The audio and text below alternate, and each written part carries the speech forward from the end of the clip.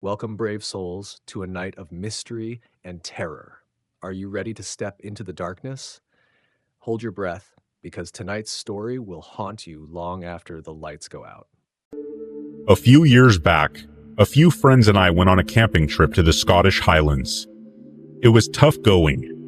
The weather was unforgiving, and the terrain even more so. But the trip was an overall success. No one got hurt. No one got lost. Nothing remotely unnerving or scary happened at all.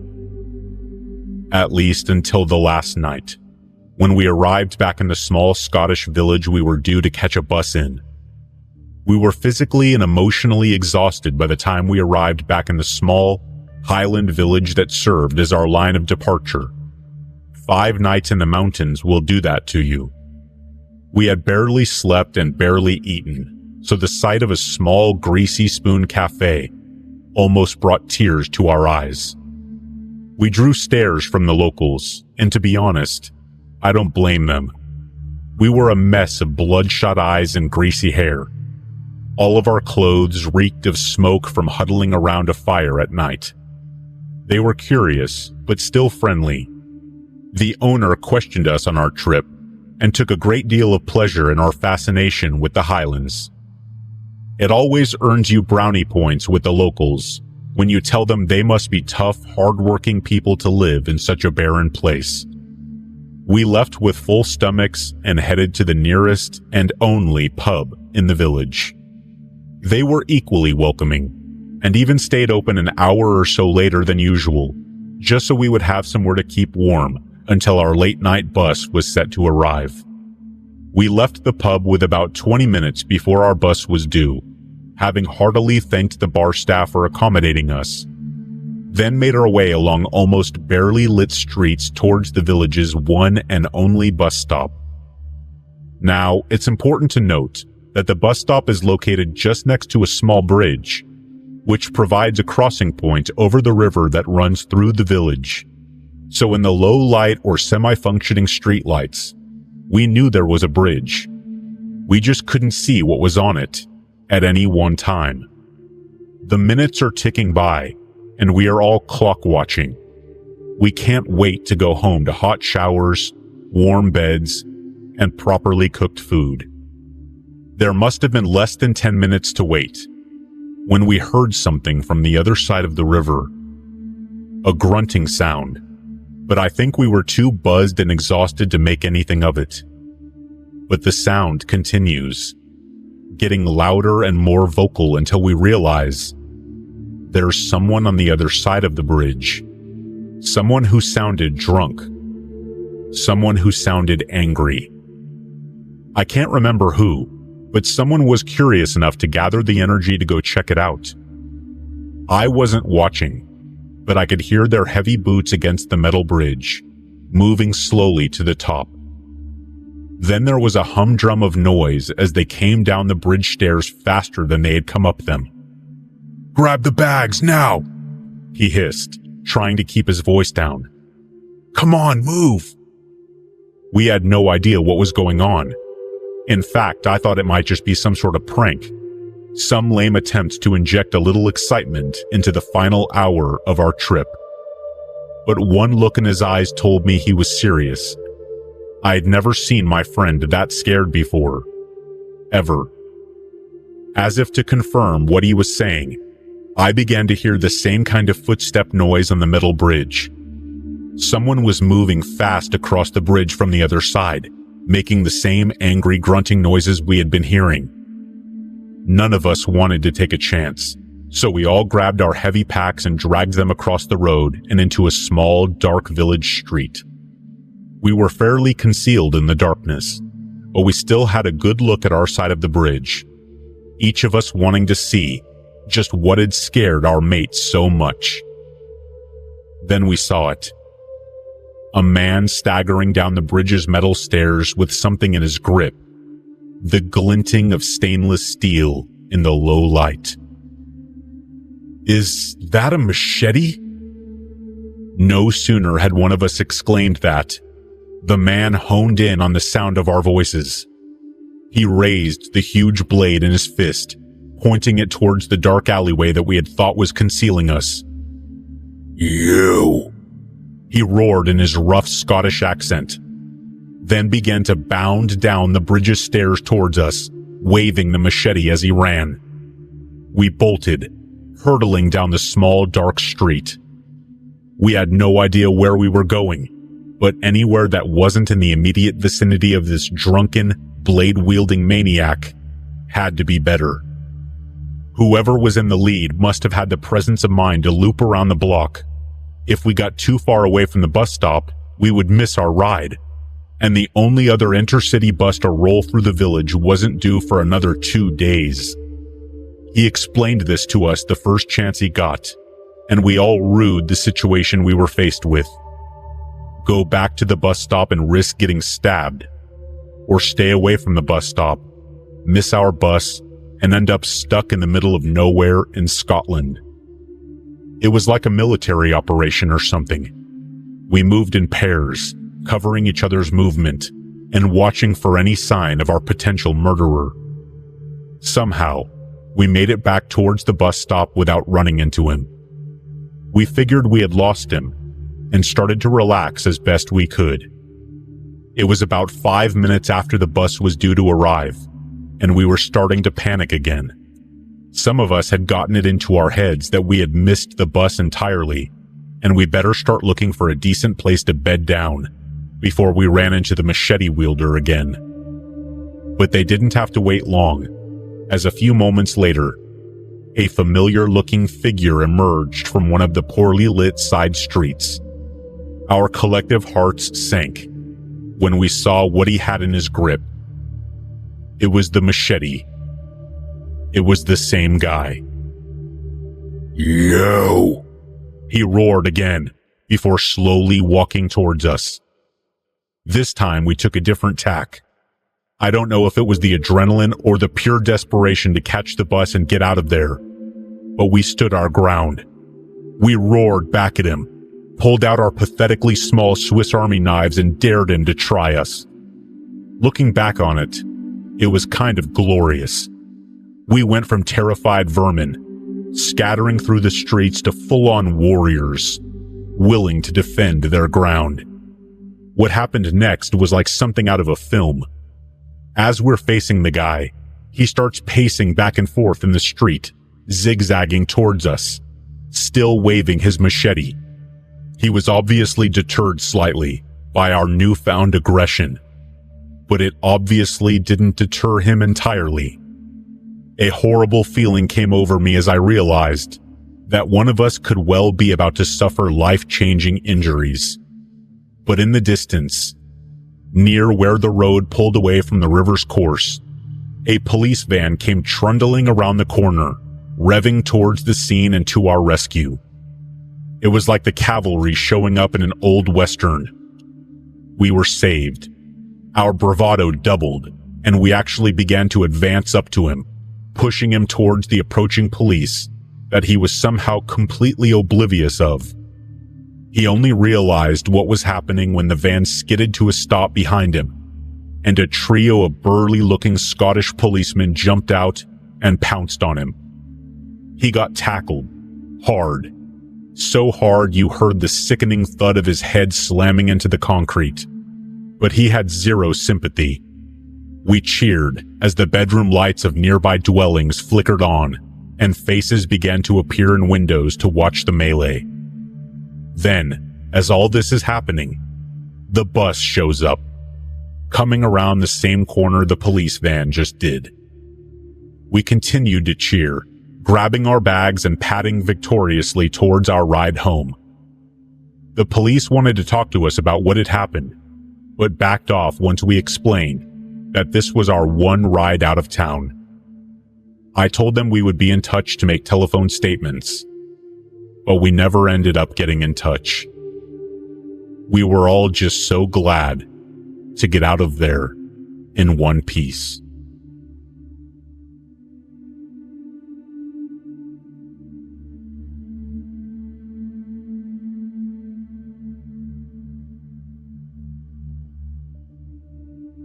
I used to be a scuba instructor in Bali, Indonesia. Groups could book me for a casual lesson or for like a week's worth of diving, where they could earn a provisional diving license. So this one group books me. They're a mixed group in their early 20s, couples and friends. Good people, silver spoons galore, but I'm not one to judge. Our first activity was underwater walking. Now, I had never tried underwater walking since it was relatively new at the time, but I was keen to try it. So we pile into a little boat and take the short trip out towards the mothership. Now, this is just a naval term for a larger boat that smaller ones like ours can work from. But we go one step further to justify this, having spray painted one of those huge gray alien heads onto the hull. It looked awesome, and naturally the kids loved it. Underwater walking itself was similar to the time I did snuba.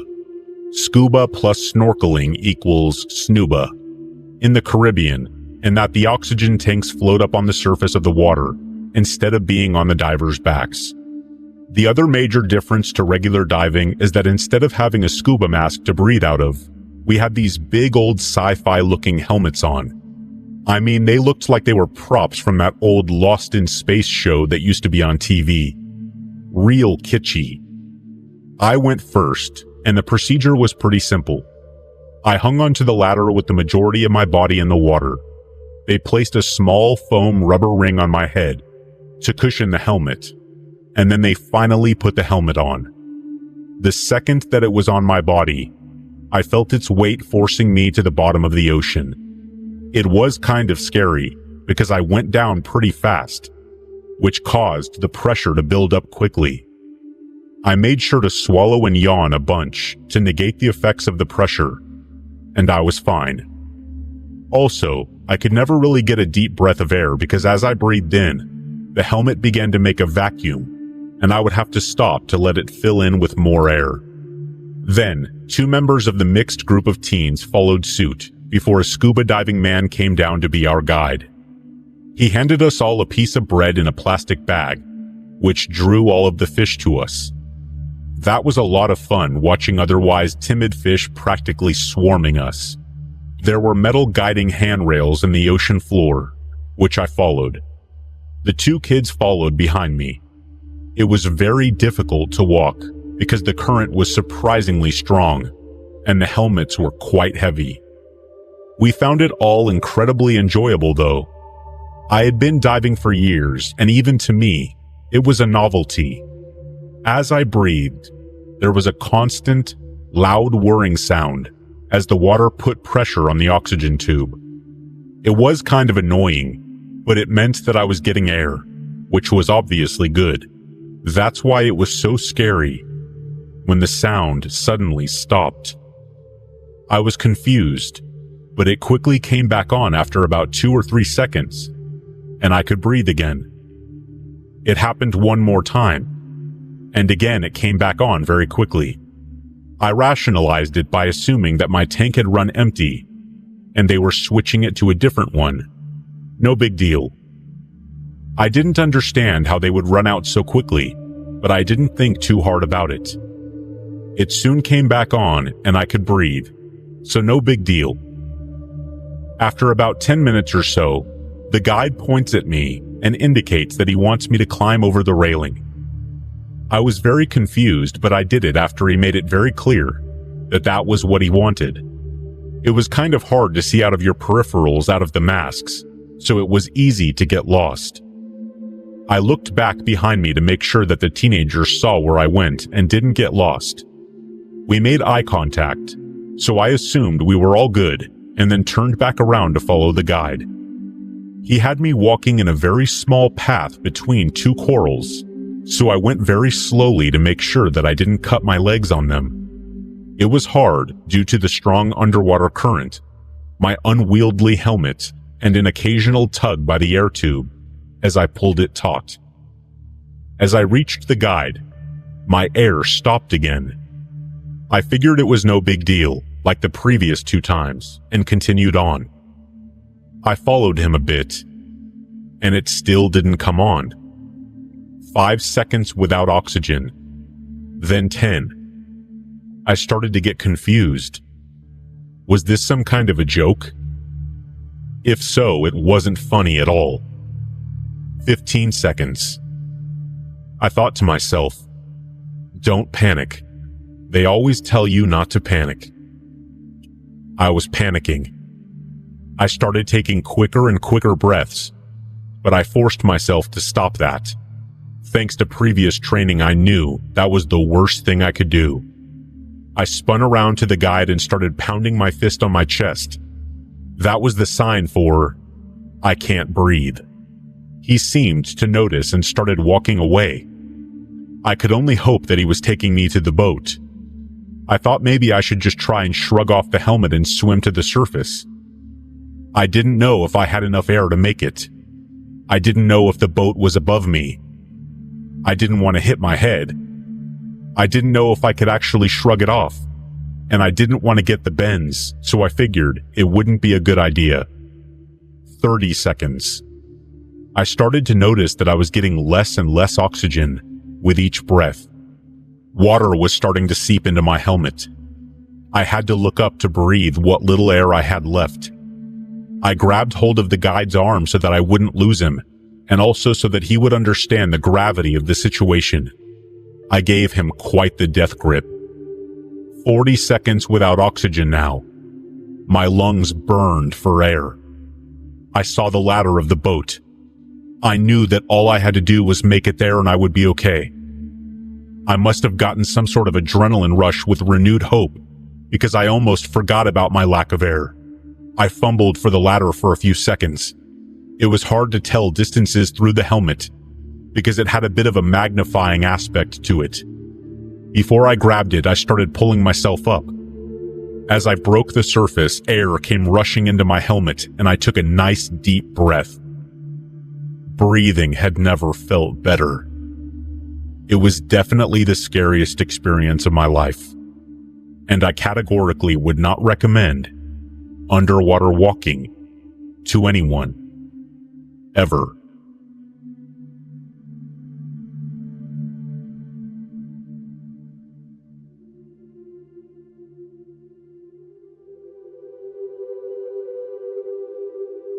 Lunchtime.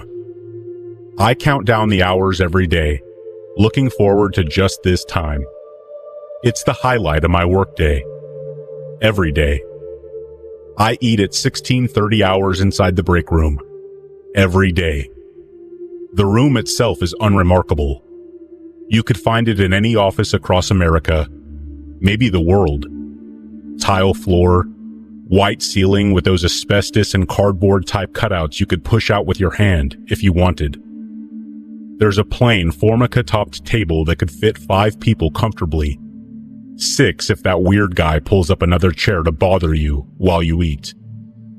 The one time of day you have to yourself. The room's size itself is too small to even think about getting a running head start. You might be able to take 5 steps forward and back, maybe the same side to side. A refrigerator barely fits in the corner. Looks to be from the Carter administration. I put my water bottle in there for after lunch. A microwave from the post-nuclear era whirs on the counter. The Lazy Susan indeed earns its name.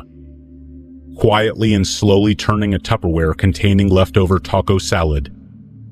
Above the counter stands a handful of cupboards. What's inside? No one knows. No one opens them. Must not be anything too important. Ding! Taco salad. Prepare for destruction. 2 walls of this break room are covered in plate glass. The outside view is, like the room, unremarkable. A concrete parking lot. A tree. A squirrel. So exciting. Luckily, there are long vertical plastic beige shades that you can turn to shut the outside world down, which I do. I review the first part of my day, as I do every day during lunchtime. Nothing much happened, just like every other day. That's why this is the highlight of my day, every day. I have 4 hours left. I work a strange schedule, somewhat of a split shift. Being that it's currently in the middle of winter, it usually gets dark by the time I finish my meal. I mean pitch black. Sadness sets in, knowing my chosen food item has only a few bites until complete disappearance. Back to work. Back to wishing I hadn't ended up here. Oh well, there's always the thought that lunchtime is just less than 24 hours away. I have noticed through the blinds, there is a car in the parking lot with its headlights on. Not uncommon. Many other people work here, and there is multiple businesses around. It stayed there, pointed toward the break room for some time. I doubt whoever is inside is paying attention to where I'm at. After all, this is on the second floor. I'm sure they're just getting ready to leave after their respective workday. With that, I wash my Tupperware out in the sink, which I forgot to mention, and start getting ready to head back. One last look outside. The car is still there. Headlights on. I gingerly step to the side of the wall-length window, slowly pushing one of the shades aside. I get a closer look. Just a normal car. Looks like a Chevrolet of some sort. Too dark to see who is inside. There could be 4 people or none. It's too dark. Finally, I shake it off. I don't know why I've been so focused on this vehicle with its headlights on. Back to work. Back to dreaming of my next lunchtime. Before I leave, I always turn off the lights. Even though I'm not paying the electricity bill, I still think it's proper to turn a light off when you're not in the room. Flip. Lights off. Crap. I forgot my water. I considered just leaving it in there for tomorrow. One step back inside the break room freezes me. As mentioned, the lights have been turned off, so I am now in darkness. Looking outside, the car has turned their headlights off as well. Could be just a weird coincidence. Could be more than that. Either way, it's weird and struck me as disturbing. I left the break room and came back in, just to make sure I was actually seeing this. Yep, sure am. The car is there, now blending in with the darkness surrounding it. They just turned off the lights the second I turned off the light in here? Sorry, there's something that's off about this. After battling myself for several seconds, the logical part of my brain wins. Thankfully. It's nothing. Just get back to work. You still have a lot left to do. The quicker you get back, the quicker lunchtime will come. You can enter the break room once again, and this time maybe a bit earlier, when it's lighter.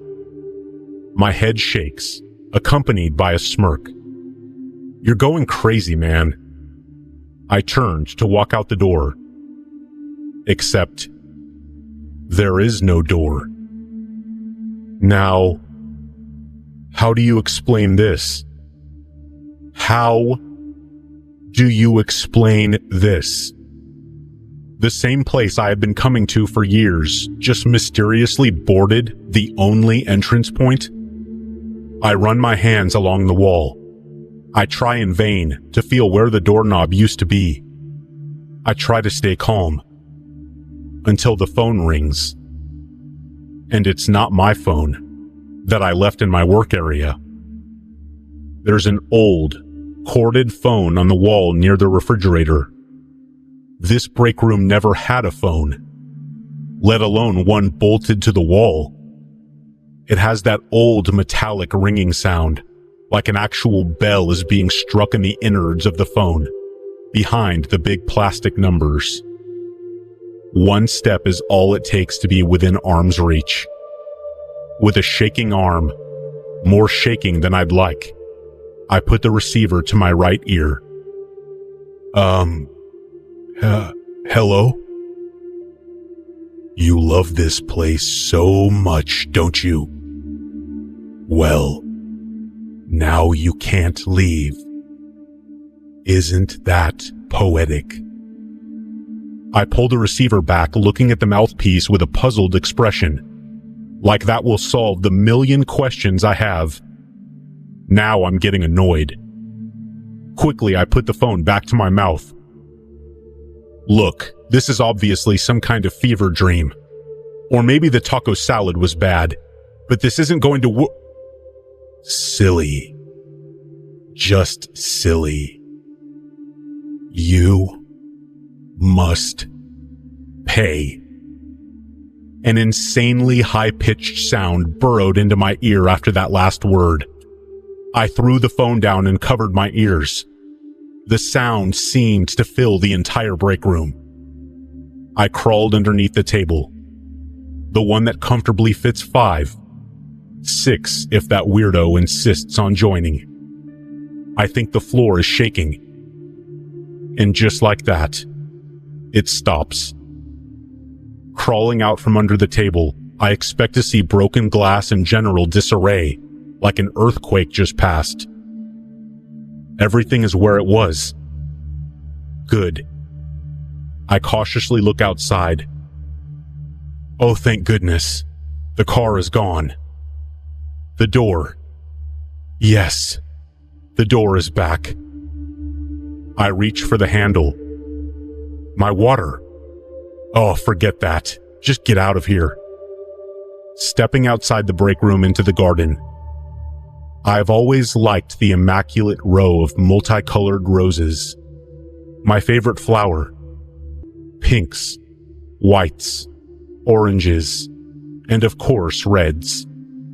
It smells wonderful. It smells... There's no garden here. I've never seen a garden in my building. Ding! The microwave stops. The Lazy Susan stops. My taco salad sits in its covered bowl. Looking toward my left outside. The car is gone. In its place stands an ominous figure. I can't see the face, but it is no doubt looking at me. Blinking. And it's gone. No person. No car. Only 24 hours until my next lunchtime. The light is back on. Better turn it off. Don't want to waste energy.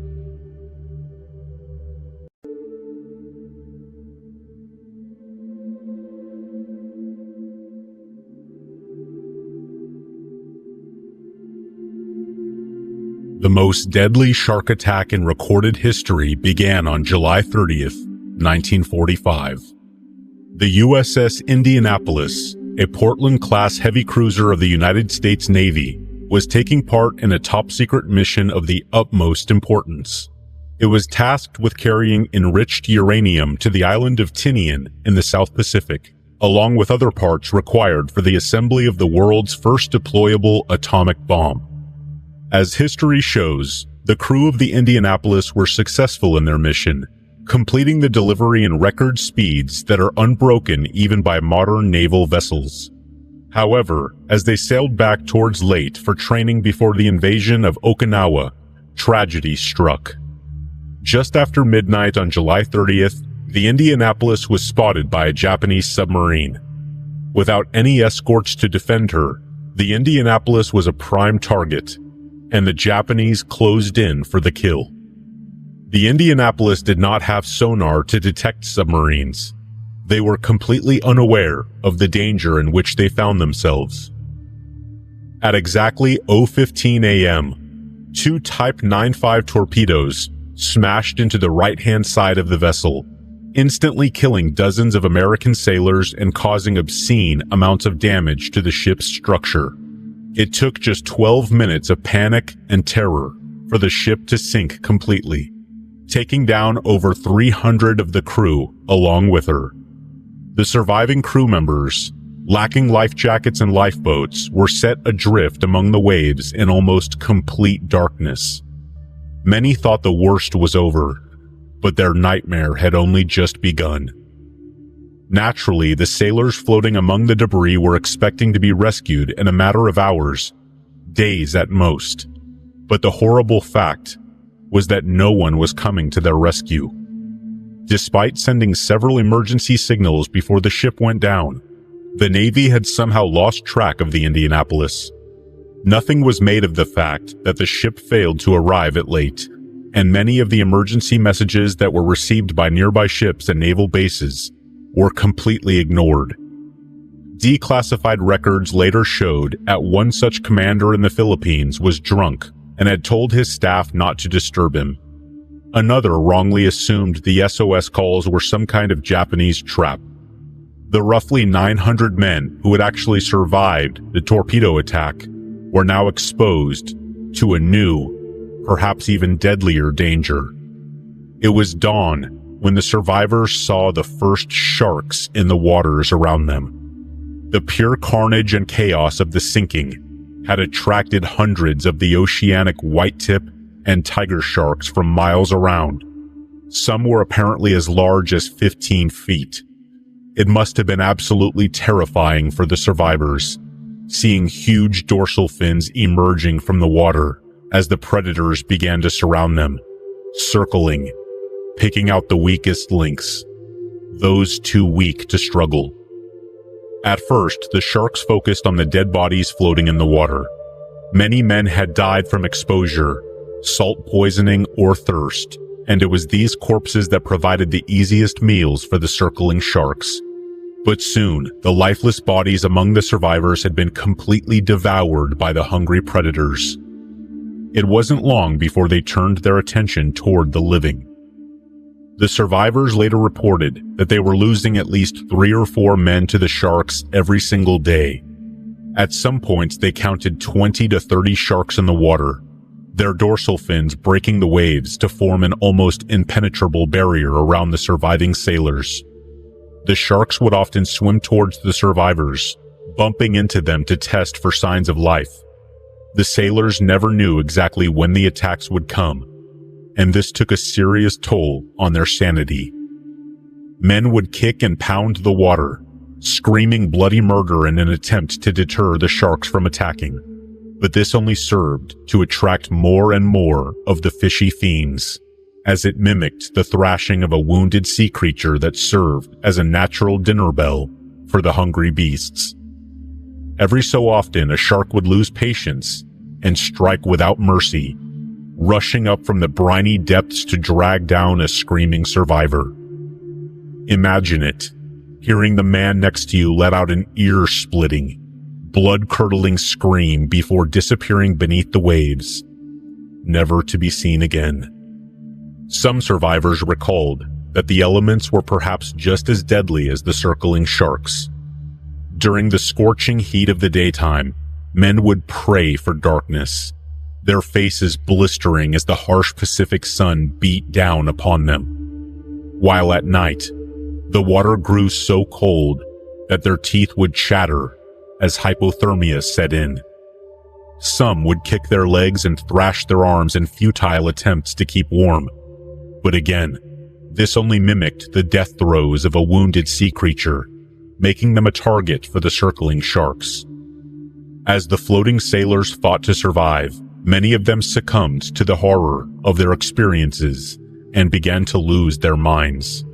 Some men even began to hallucinate, seeing islands that weren't there, or claiming that they heard rescue planes searching in the skies above. One such surviving sailor recalls the heartbreaking moment that one of his shipmates finally lost his grip on sanity. The man claimed he could see the Indianapolis floating in the water just a few feet below them, and that he could access the mess hall's stores of purified water. He made repeated trips beneath the surface, inviting his comrades to join him in drinking the cool, fresh water he had found. But the man was drinking salt water. He died shortly afterwards from the effects of saline poisoning. Then, on the 4th day of their harrowing survival, a Navy seaplane happened to be passing overhead when they spotted the groups of surviving sailors floating in the waters below. One of the aircraft's crew members leaned out of the central hatch waving down at the men. That's when the tears came. Tears of pure relief and salvation. They were saved. But out of the crew of almost 1,200 sailors, just 317 survived the ordeal. But for some, the horror, pain, and tragedy of the sinking would never end. Captain Charles McVeigh, commander of the Indianapolis, was one of the last to abandon the sinking ship.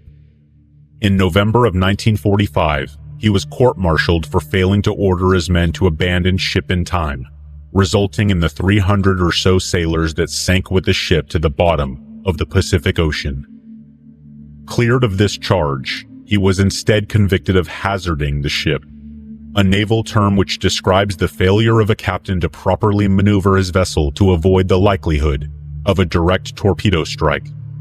Yet aspects of the trial were controversial, as even the commander of the Japanese sub that sank the ship said that zigzagging the Indianapolis wouldn't have made a bit of difference, and that he'd have always found a way to sink her.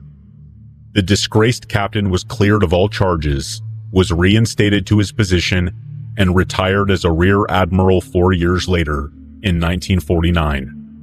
Yet while many of the Indianapolis's survivors agreed that Captain McVeigh was not to blame for their ship sinking, the sentiment was not shared by some of the grieving families of the fallen sailors.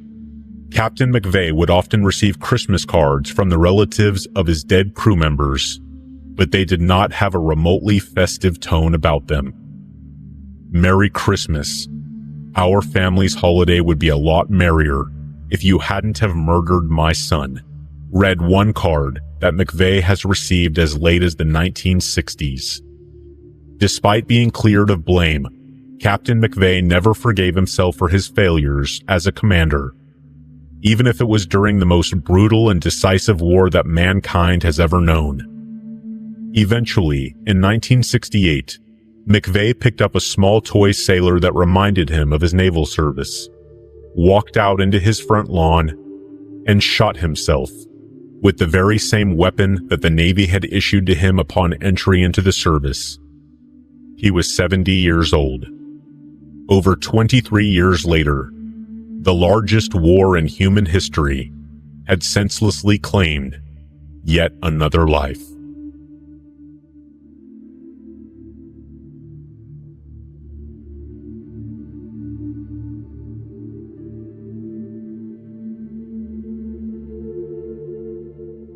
On November the 10th, 2014, YouTuber Kenny Veach set off on his last hike.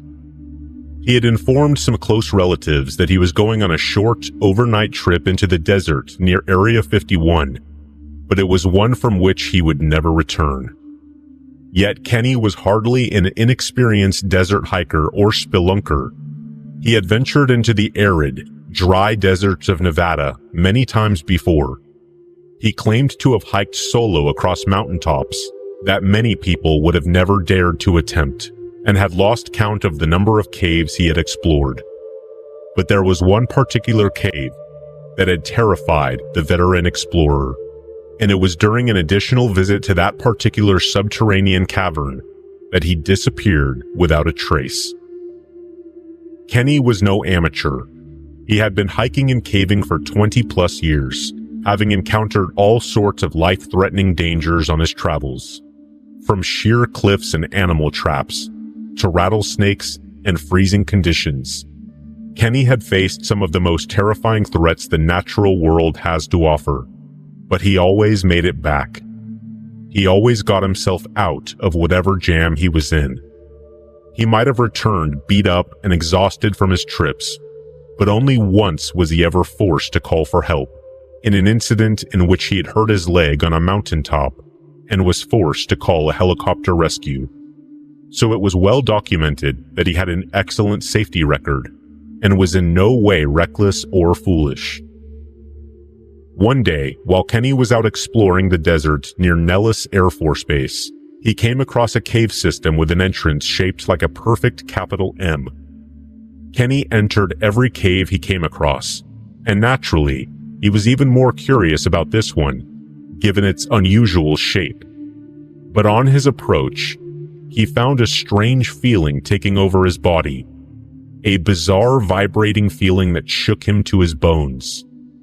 The closer he got to the cave's entrance, the more intense the feeling became, until it was so strong that he became intensely terrified, fleeing the area without even attempting to explore it. He posted a YouTube video under the username Snakebite McGee, which was titled Son of an Area 51 Technician. This video detailing the events, telling his viewers that it was by far the strangest experience he had ever had whilst out hiking in the desert. And so began one of Nevada's most peculiar and puzzling urban legends. Obviously, the video sparked a huge amount of interest from his subscribers. A multitude of users enthusiastically encouraged Kenny to return to the cave to properly explore it, and to properly document its appearance and location as to provide proper evidence of his strange and terrifying discovery. Naturally, he obliged them. On this second trip to the M-shaped cave, Kenny armed himself with a 9mm, along with a video camera, so that he might show his subscribers exactly what he had seen. However, much to the disappointment and skepticism of the YouTube community, Kenny couldn't seem to be able to retrace his steps to the cave's location. Some called him out as having lied about what he had seen, calling him a fraud and a fabricator. However, in the video itself, Kenny is visibly shaken that he can't seem to locate what he'd easily stumbled across during his previous visit. His experience with hiking and navigation meant that he'd have no trouble finding it again if he wished to do so, and we can understand why people might think that made him a liar. But Kenny insisted that it was like his mind was playing tricks on him, and rebuked any who accused him of having made the story up.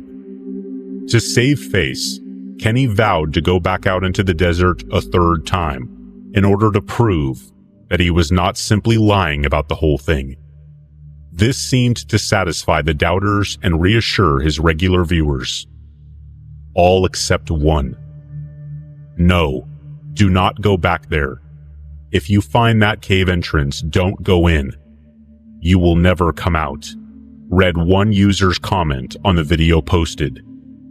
Other commenters asked them exactly what they meant by the plea, imploring them to share what knowledge they had of the cave that would cause them to leave such a stark warning. The user never replied. Even in spite of the warning, Kenny was undeterred.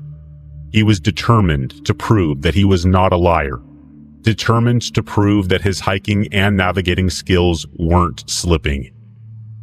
At some point, he posted a comment telling his viewers that he was making a third trip into the Mojave, one of the hottest and driest regions of the planet, in order to finally relocate the cave and to explore it.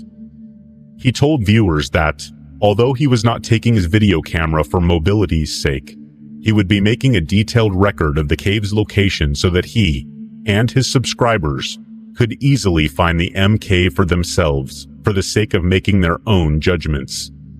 Viewers awaited his return with bated breath, thrilled at the prospect of more information on a place that could well be connected with nearby Area 51, or at least have some kind of extraterrestrial or paranormal significance.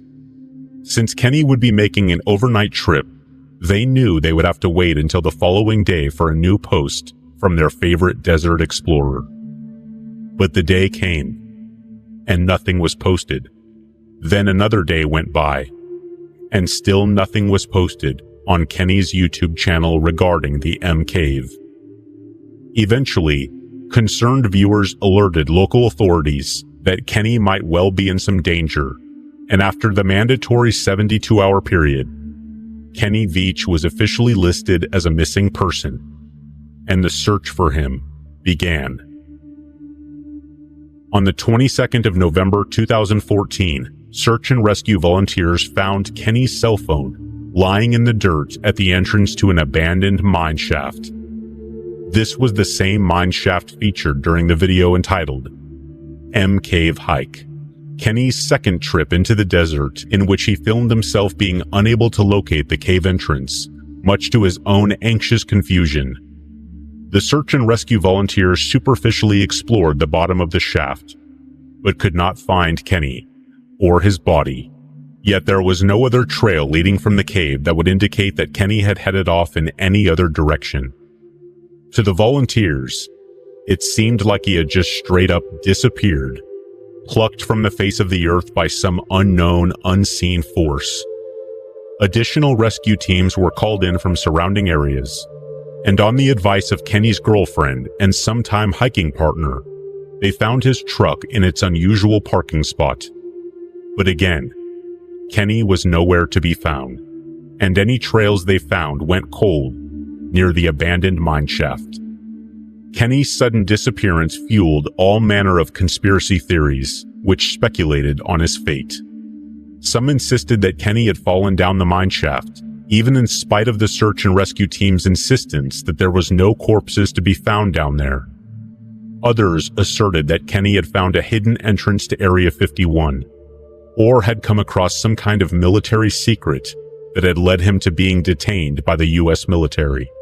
While more outlandish theories abounded that the M Cave was some kind of extraterrestrial structure and that Kenny had either been abducted or killed by visitors from other worlds. It is most likely that Kenny simply fell victim to the elements, went a bridge too far in his search for the truth, and had died of dehydration or heat stroke.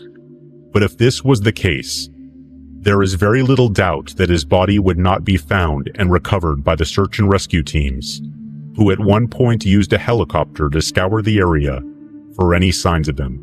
But a post from Kenny's girlfriend in the months that followed his disappearance might shed a little more light on what became of him. She mentioned that her boyfriend had been battling with depression for many years by that point, and that he may well have gone out into the desert one last time to end his own life.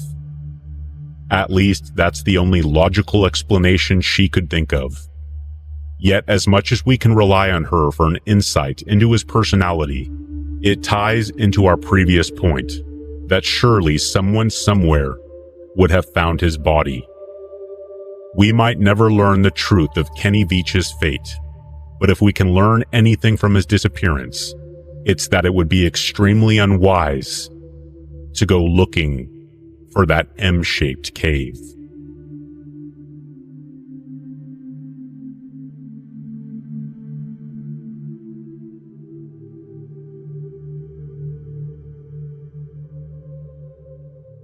My grandparents had passed away within a few months of each other, leaving their house empty. There was talk of renting it out initially, but because of its poor state of disrepair, the family decided against it. No consensus about what to do with it could be arrived at. Therefore, it would be left to decay for another decade or more before I would stumble upon it. My aunt and I were going through my mother's things and discovered an old family photo album. Mom had gone off on one of her journeys, and no one was sure if she would ever return. Her and I had been having an on and off relationship for years, so there was a lot about this family I didn't know. I came across a picture of her and I when I was just a baby, but I didn't recognize the house we were standing in front of. I inquired, and my aunt told me about the old Wheeler family house that had once belonged to her parents. No one had been there in over a decade, and she wasn't even sure if it was still standing. So, after half an hour of badgering, she agreed to take me out to see it. That following morning, we headed out of town, through 30 miles of cornfields, until we came to a turnoff that led down a long, weedy gravel road. As we crested the hill, I was taken aback. The house I saw before me, despite being run down, was still breathtaking. In its prime, it must have been the finest home in the county. My aunt pulled up within a few yards of it, and we got out. From what I could see, nobody but the occasional mowing company had been there in a very long time. I couldn't help but be in awe of the place. The vibrant pink and blue paint had long faded from its soaring towers, and the massive porch was beginning to sag in a few places. Before I entered, I wanted to take in every bit of the wonderful facade as I could. Around the back was the remnants of the old horseshoe pit, and what I was told, my grandfather's Ford pickup. Although the big house had long seen its best days, I knew that I hadn't seen anything that could have compared. Maybe one of those beautiful Victorian mansions in San Francisco. Even those would be dwarfed in comparison to this. When I was ready, we climbed the concrete steps and entered through the back entrance. From the moment we cracked the door, we were overwhelmed by a hideous smell coming from inside. We assumed it was a normal part of having a house sealed for so long, and continued with our search. Everything appeared as if it had been left where it was on my grandmother's last day, almost like a time capsule or museum. The lights were even still working. Only later did I discover that my mother had been paying the bills all these years in hopes someone would return and live there someday. Walking from room to room and seeing all the beautiful antique furnishings, I couldn't stop wondering why I had never been told about the house. Regardless of our frequent estrangements, I would have helped my mother with the upkeep of it. It was downright insane to me to leave such a beautiful place to rot. Then again, my mother's strange ways were the main reason for our frequent falling outs. As we made our way to the second floor, the smell only got worse. I suggested we cut our visit short and just take a quick look around. Every door was closed, so I went for the closest one and stuck my head in. This must have been a guest room or spare. Upon the bed laid a beautiful and elaborate quilt, easily over 100 years old. My aunt was going through a cedar chest in a room next to me. I joined her, and we discovered another much older photo album and decided to bring it back with us to look at later. She closed the door behind us, and I made my way toward the last room. Unfortunately, the closer I got to the door, the stronger the smell got.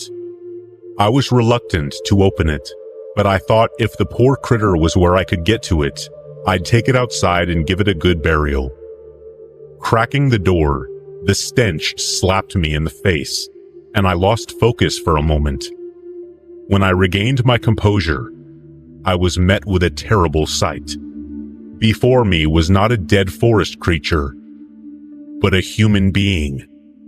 The bloated body, now unrecognizable, laid curled up, silently on the bed. I could feel my knees begin to buckle, so I turned as quickly as possible away and out of the room. My aunt was confused by my behavior and stuck her head in before yanking it out, quickly, again.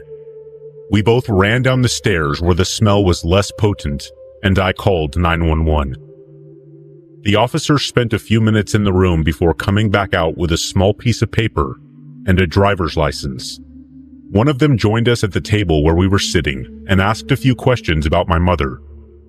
This made me nervous, and I began demanding he explain himself. A serious look came across his face, and he told us that the body appeared to belong to my mother. I didn't want to believe it at first, but when he handed me her license, I knew it was true. My aunt and I held each other for a long time and cried. The officer gave us a few moments before interjecting himself again. Then he asked me if I knew why she would take her own life. I had naturally assumed Mom had died in her sleep. She was an older woman, but the note he handed me made everything clear. She had been depressed for a long time because of our being at odds with each other, and the last time we spoke, some things were said she feared she couldn't take back. The morning after our argument, she decided to return to the only place she'd ever been happy, quote unquote. Although she claimed to not be sure of what she was going to do at the time. The poor state of the house just sent her over the edge. The last sentence asked that I not blame myself for her death, and that I move on with my life. The ending read simply, "Goodbye, Mom." A couple of weeks later, after everyone had time to deal with their grief, I brought the remaining family members together. After seeing the old house and realizing the poor condition of it hurt my mother, I proposed we try to raise the money to renovate it. In light of what had just occurred, I wanted to at least try to create something positive from our tragedy. I was given their blessings and went to work. It took some time, but on the first day of spring 2018, the Historical Society allowed me to lead the first tour of the newly restored Wheeler Mansion. A great day could have been much better had my mother been there with me. No matter our differences, it was her who inspired me and the one who truly made it all possible.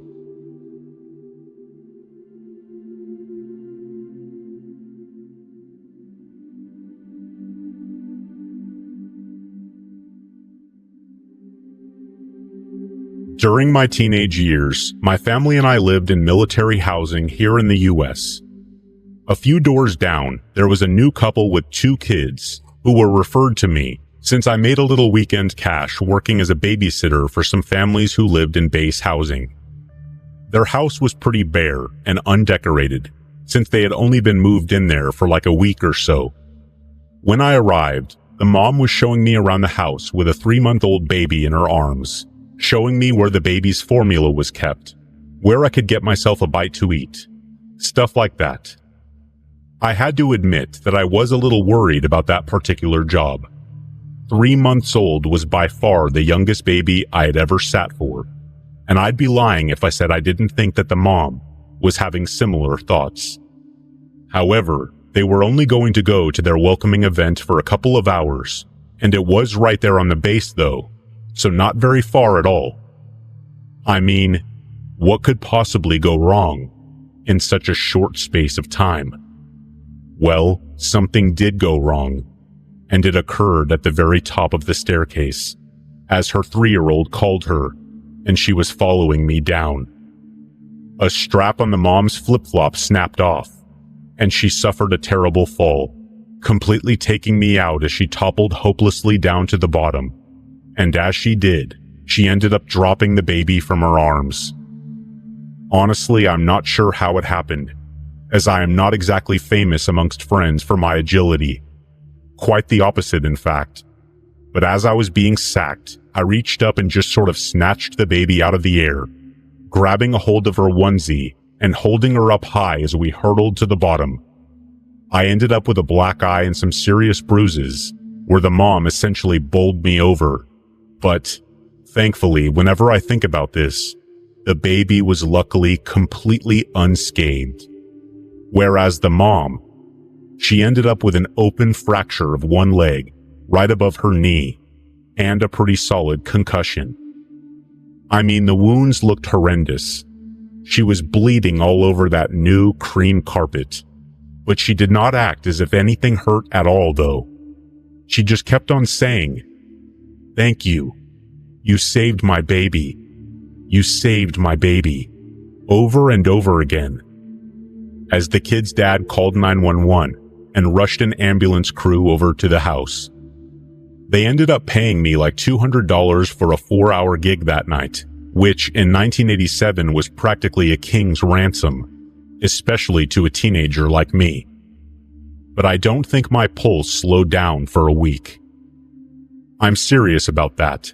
Sometimes I'd think about catching that baby out of the air, and I'd feel like I was going to have a panic attack. I pretty much stopped babysitting shortly after that, because that freaked me out so much. Not just the event, but word getting around like I was some superhero with cat-like reflexes, when I'm pretty sure if that happened again, I could not grab that baby if I tried. I know that sounds crazy, that I probably just should have soaked up the praise and used it to make a ton more money, but it was all just way too much pressure for a young person like me.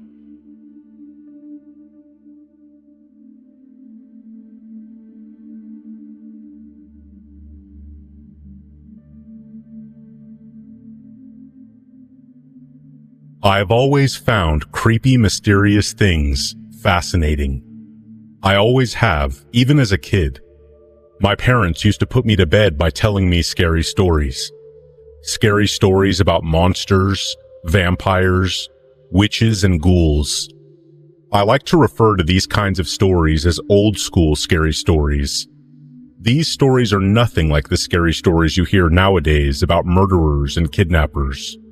Unlike vampires and monsters, murderers and kidnappers are real, making it more frightening. The old school scary stories never scared me that much because I knew none of the stories were real. They were fake. It was all fake. After all, there's no point in being scared of things that aren't real, right? Well, that's initially what I told myself whenever I would get scared. However, I had no idea of what lay in store for me as I got older. I am currently 20 years old. I live alone just outside of a town in a tiny apartment. I'm a student with a part-time job, so a tiny apartment is sadly all I can afford. My best friend Emily comes to visit me sometimes. We have been best friends since middle school. Emily and I had decided to have a sleepover at my place this weekend. Emily was going to sleep on an air mattress while I took the bed. The days leading up to the weekend consisted of studying, working, and sleeping. When Friday finally showed up, I got excited. I waited until Emily was done working her shift, and then she came over to my place. The clock was around 8 p.m. when she turned up. We had something to eat and sat down to watch a movie. When the movie was finished, the clock struck 11 p.m. Emily went to the bathroom, while I started tidying up a bit. My phone suddenly vibrated. I didn't check it at first because I thought nothing of it. Little did I know, that would be the biggest mistake of my life. After I was done tidying up, I realized that Emily had spent an unusual amount of time in the bathroom. I grew a little concerned about her absence, but I quickly brushed it off, reassuring myself that she was probably just fixing her makeup or something. I sat down on the couch and checked my phone. It was a snap from Emily. She had sent me a picture. That's odd, I thought to myself. The concerned feeling I had a moment ago came back, stronger. I tried reassuring myself again. Maybe she had sent me a snap to let me know that she was fine? I opened the snap. I screamed.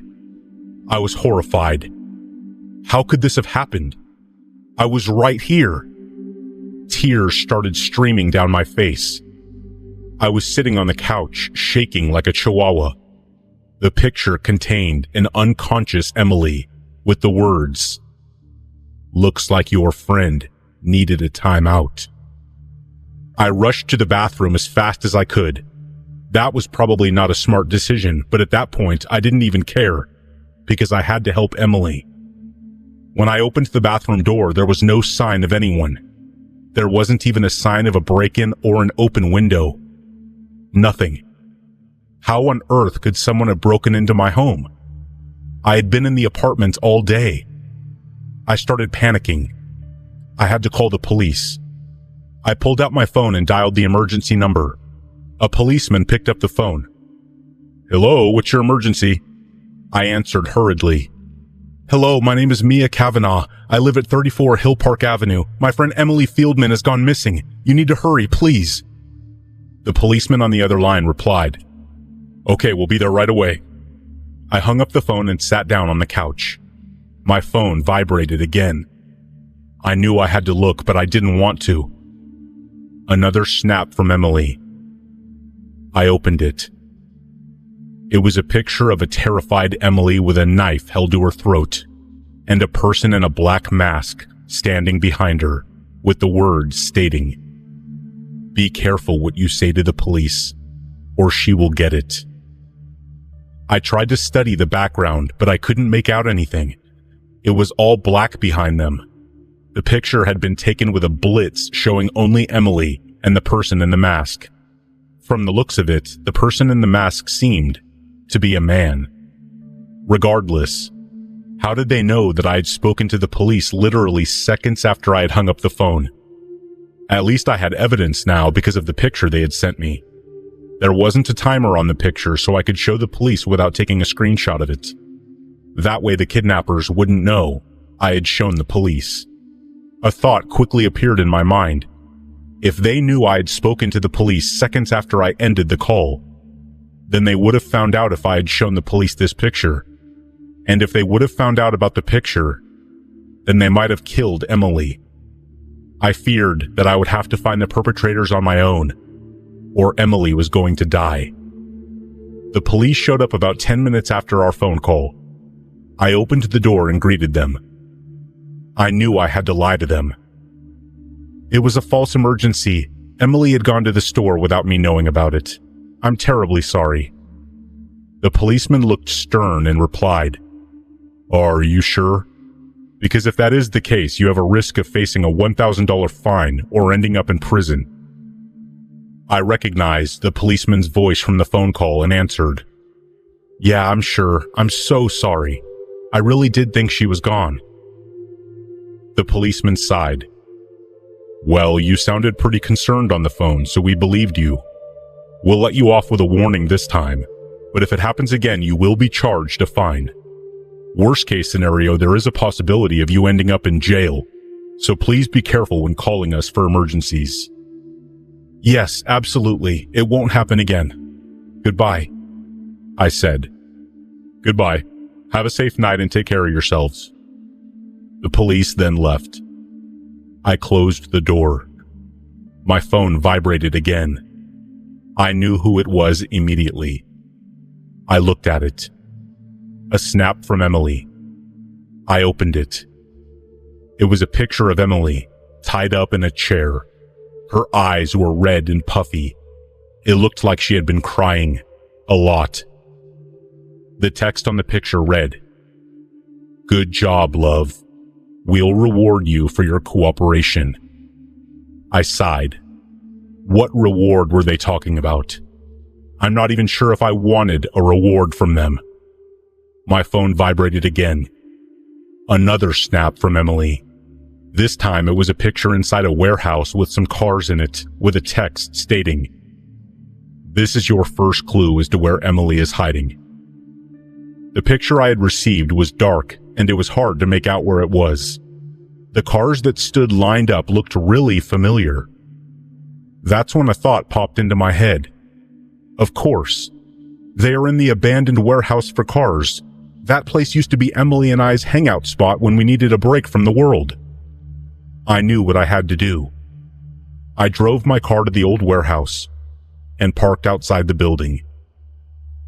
I made my way inside. Nothing. The sun had gone down, so the warehouse was pitch black.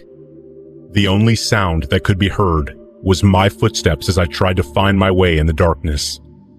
I took out my phone and turned on the flashlight. I tried to find a light switch, but I had no luck. I walked further in and discovered a door. I opened it, and on the left side of the door on the wall was a light switch. I flicked the switch, but there was no light. Of course, I thought to myself, this place is abandoned. There is no electricity here anymore. In the middle of the room was a chair. I approached the chair cautiously, afraid someone was going to jump out from the darkness and kidnap me too. But nothing happened. I looked at the chair and realized that this had been the chair that Emily was tied to. But she was no longer here. "Hello?" I said, getting nervous. "I did what you asked me to.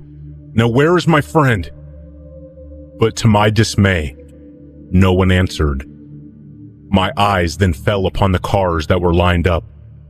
I spotted a note hanging on the windshield of one of the cars. I made my way to the cars and took the note. It read, "Here's your second clue." I turned the note around, but there was nothing there. I looked up trying to spot something, but the room only held the chair and the cars.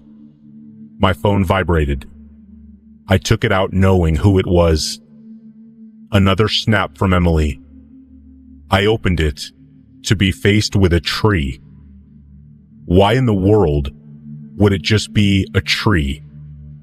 I studied the background as well as the tree, and that's when I made the realization. It was the tree where Emily and I had carved into the trunk that we would be best friends forever. I recognized that one of the branches had grown in an odd way. That's what made the tree special, which is why Emily and I chose that tree. I just really wish I was right, and not that the kidnappers had taken a picture of another tree. But I had to go for Emily's sake. I drove to the forest where the tree was and parked my car in the parking lot by the entrance. I got out and started to walk up that all too familiar path. While walking further into the forest, a flashback suddenly hit me. A flashback from the first time we walked here together. Some boys in our class chased us all the way up here because they wanted to beat us up. We ran from them and hid in the woods. And that's when we decided that we would be best friends forever. After walking for a while, I had to turn away from the path and head into the thick forest where there was no path to guide me anymore. This walk took longer than I had remembered. Because of everything that had happened, it felt like 1 minute lasted 20 minutes. I started to pray to keep Emily safe and that I would find her in time. To be honest, I wasn't really religious, but I was so desperate. It was better to be safe than sorry. I started to run. I got there soon enough, but there was nobody there. I walked up to the tree, and there was the carving. Our carving. E plus M equals BFF. While looking at it, I smiled, remembering the good times. I traced my finger alongside the E in the carving. That's when my emotions got the best of me. I started to cry. I hugged the tree, wishing it was Emily who stood in my arms. After I had cried a whole lot, I had to start looking for clues. I let go of the tree and began my hunt. After a while, with no luck, my phone vibrated once again. A snap from Emily. I pulled out my phone and opened it. I could tell that the picture was taken in our schoolyard, in the place where Emily and I first met each other. I couldn't see Emily in the picture though, and that freaked me out. I placed my phone in my pocket. I had to get there as fast as I could. I ran down to my car and drove off. I parked my car in the school's parking lot and got out. I had to find her. It was the only thing that mattered. I started walking down the schoolyard. I couldn't see anything. My head turned to the side, and that's when I spotted the place, which was where the picture was taken. My first encounter with Emily. All the memories came flooding back. The same old tiny shed with the same old tree beside it. I walked towards it. I had a feeling I would find my next clue, or better yet, Emily inside the shed. As I got closer, I noticed that someone had left the door to the shed ajar. I opened the door to the shed and looked inside. It was dark, but the room was illuminated by the moon. There was a desk and a chair standing in the middle of the room. I walked to the desk and found a note. The note read, "Final destination is Emily's place. Can you reach her in time?" I waited for the all-too-familiar Snapchat notification. Nothing happened. I couldn't stand here all night, so I ran back to my car and sped off towards Emily's place. I sat the whole time hoping that Emily was okay. I couldn't think of anything else. I reached Emily's place as fast as I could and ran inside. There was nobody there. I admit that maybe barging into her house like I just did wasn't a great idea, but I was desperate. I tried calling out Emily's name, but no one answered. I searched downstairs for her, but to no avail. I went up the stairs but could not see anything. Her room was the last room I looked inside. She had to be here, I thought to myself, while slowly opening the door. What greeted me was the most horrifying thing I have ever seen. Emily's body lay on the floor. I ran over to her and held her limp body in my arms. I started sobbing. I couldn't believe it. How could this have happened? I hugged her even though I knew she wouldn't hug me back. I sat there for what felt like eternity, hugging her tight, like I would never let her go. I had lost my dearest friend, my best friend, the one who was always there for me, the one who knew more about me than anyone else. I spotted her computer while I sat hugging her. It was turned on. I lay Emily gently down on the ground again and went to investigate it. When I got to her computer, I saw that it was logged into what could only be the dark web. Did she use this? A chat was opened, where I could see that she had been chatting to someone that threatened her. He wrote things like, "I will kill you, and I have your address. I know where you live." I could tell by the looks of these messages that he wanted money. I clicked out of the page because it was too menacing to watch. When the page disappeared, I found some videos of me on the computer. I pressed play on one of them, and it showed me while I was talking to the police on the phone. There was another video of me when I was at the warehouse, and another one of me when I was in the woods looking at the tree. They had put up surveillance cameras and filmed me while I searched for Emily.